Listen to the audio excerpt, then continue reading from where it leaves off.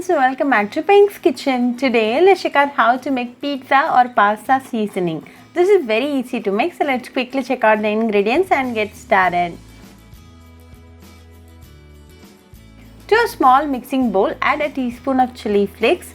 Chilli flakes is very easy to make. Dry roast the dried red chilies in low flame. Cool it completely and then grind it to a coarse powder. Then to this add 3 teaspoons of dry oregano. Oregano is a great antibacterial agent. It is loaded with antioxidants that helps to prevent cell damage. It's an excellent source of fiber, vitamin K, magnesium, iron, vitamin E and calcium. Then to this add a teaspoon of basil. Basil can block calcium channels which may help to lower blood sugar levels. Basil also contains magnesium which helps to improve blood flow by allowing muscles and blood vessels to relax. Then to this add a teaspoon of crushed pepper, 3 teaspoons of garlic powder,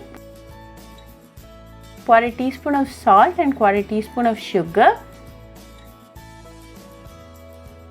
Mix it well.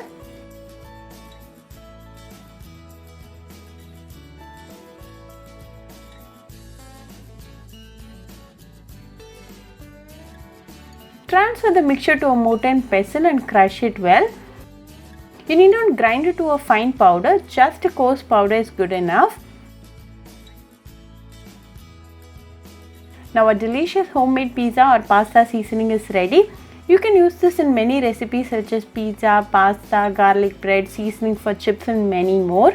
Very delicious, easy and an instant recipe. So do try this pizza or pasta seasoning recipe at your home and write back to me your feedback. I'll meet you all with another interesting recipe. Until then, bye friends.